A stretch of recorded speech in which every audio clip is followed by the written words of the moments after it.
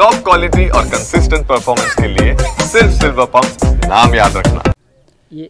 ಅದರ ಬಗ್ಗೆ ಮಾಹಿತಿ ಏನಾಗುತ್ತೆ ಸರ್? ಎಷ್ಟು ಹುಲಿಗಳಿದೆ ಈಗ ಡಾಟಾ? ಡೇಟಾ ಅದು ಒಂದು ಸೆನ್ಸಸ್ ಮಾಡ್ತಾರೆ, ಎಸ್ಟಿಮೇಟ್, ಅದು ಸೆನ್ಸಸ್ ಅನ್ನೋದಿಲ್ಲ. ಸೆನ್ಸಸ್ ಅಲ್ಲ, ಇದನ್ನು ನಿಖರವಾಗಿ ಸೆನ್ಸಸ್ ಅಂದರೆ ನಿಖರ ಆಗುತ್ತೆ. ಇದೊಂದು ಎಸ್ಟಿಮೇಟ್ ಮಾಡ್ತಾರೆ. ಆಗಿಂದಾಗೆ ಕ್ಯಾಮ್ರಾ ಟ್ರ್ಯಾಪ್ಸ್ ಎಲ್ಲ ಅಳವಡಿಸಿ ಯಾವುದೆಲ್ಲ ವನ್ಯಪ್ರಾಣಿಗಳು ಇರ್ಬೋದು ಅನ್ನೋದು ಒಂದು ಇದರಲ್ಲಿ ಒಂದು ಅಂದಾಜು ಒಂದು 12 ಹುಲಿ ಅಂದಾಜು ಅಂತ ಹೇಳೋದು ನಿಖರ ಅಲ್ಲ. ಅದು 12 15 ಇರ್ಬೋದು. ಹೀಗೆ ನಮ್ಮ ಒಂದು ಸಂಖ್ಯೆ, ಹುಲಿ ಸಂಖ್ಯೆ ಇದು ಏನಿದೆ, ಇದೊಂದು ಅಕ್ಕಪಕ್ಕ ಸತ್ಯಮಂಗಲ ಟೈಗರ್ ರಿಸರ್ವ್ ಇದೆ. ಟೈಗರ್ ರಿಸರ್ವ್ದು ಇದು ಹೊಂದ್ಕೊಂಡಿರೋ ಪ್ರದೇಶ. ಆ ಕಡೆ ಬಿಳಿಗಿರಿ ರಂಗನ ಬೆಟ್ಟ ಇದೆ. ಬಿಳಿಗಿರಿ ರಂಗನ ಬೆಟ್ಟನೂ ಒಂದು ಟೈಗರ್ ರಿಸರ್ವ್, ಸತ್ಯಮಂಗಳನೂ ಒಂದು ಹುಲಿ ಸಂರಕ್ಷಿತ ಪ್ರದೇಶ. ಈ ಎರಡರ ನಡುವೆ ಏನಿದೆ, ನಮ್ಮದೇನು ಪಿ ಜಿ ಪಾಳ್ಯ ಪ್ರಾಂತ್ಯ ಇದೆ ಮತ್ತು ಹೂಗ್ಯಂ ಪ್ರಾಂತ್ಯ ಇದೆ. ಇದರಲ್ಲಿ ಸಹಜವಾಗಿ ಸ್ವಾಭಾವಿಕವಾಗಿ ಹುಲಿದೊಂದು ಆವಾಸ ಸ್ಥಾನನೇ ಇದು. ಸರ್, ನಿಧಾನವಾಗಿ ಹುಲಿಗಳ ಸಂಖ್ಯೆ ಹೆಚ್ಚಾಗ್ತಿತ್ತು. ಹೌದು. ಈಗ ಈ ಪ್ರದೇಶಕ್ಕೆ ಒಂದು ದೊಡ್ಡ ಹೊಡೆತ ಸರ್ ಇದ್ರ ಬಗ್ಗೆ. ಹೌದೌದು, ಅದೊಂದು ದುರಂತನೇ. ಅದು ನಿರಂತರ ಸಂರಕ್ಷಣೆಯಿಂದ ಹುಲಿ ಸಂಖ್ಯೆ ಜಾಸ್ತಿನೇ ಆಗ್ತಾಯಿದೆ.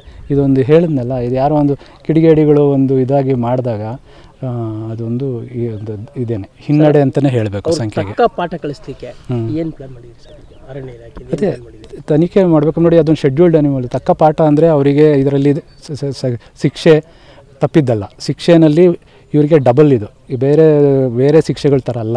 ಇದರಲ್ಲಿ ಜೈಲು ಆಗುತ್ತೆ, ಜೈಲ್ ಜೊತೆಗೆ ಹಣದ ದಂಡನೂ ಆಗುತ್ತೆ. ನಾನ್ ಬೇಲಬಲ್ ಕೂಡ ಇದು. ಬರೀ ಒಂದರಲ್ಲಿ ಜೈಲು ಶಿಕ್ಷೆ ಆಗುತ್ತೆ, ಇದರಲ್ಲಿ ಹಂಗೆ ಆಗಲ್ಲ. ಮತ್ತು ಇಲ್ಲಿ ಸಂಖ್ಯೆ ನೋಡಿ ಘೋರ.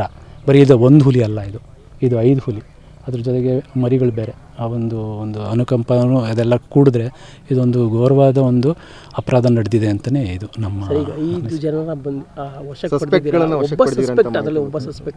ಒಬ್ಬ ಮಾಡಿದ್ದಾನೆ ಅಂತ ಒಂದು ಸಸ್ಪೆಕ್ಟ್ ಇದೆ. ಅದನ್ನು ನಾವು ಆ ಥರ ಹೇಳೋಕ್ಕಾಗಲ್ಲ. ಸಸ್ಪಿಷನ್ಸ್ ಎಲ್ಲರನ್ನೂ ರೌಂಡ್ ಅಪ್ ಆಗಿರ್ತಾರೆ, ಇಂಟ್ರಾಗೇಟ್ ನಡೀತಿರುತ್ತೆ. ಈಗ ಸದ್ಯಕ್ಕೆ ಎಷ್ಟು ಜನ ಸಸ್ಪೆಕ್ಷನ್ ಅವ್ರು ಮಾಡ್ತಿದ್ದಾರೆ. ನಾನು ತನಿಖಾಧಿಕಾರಿ ಅಲ್ಲ, ತನಿಖಾಧಿಕಾರಿಗಳು ಮಾಡ್ತಿದ್ದಾರೆ. ನಿರಂತರವಾಗಿ ಒಬ್ಬರು ಇಬ್ಬರು ಅದಕ್ಕೆ ಕೂಡಿ ಅವ್ರು ಮಾಡ್ತಿರ್ತಾರೆ, ಮುಂದೆ ಹೋಗ್ತಿರ್ತಾರೆ.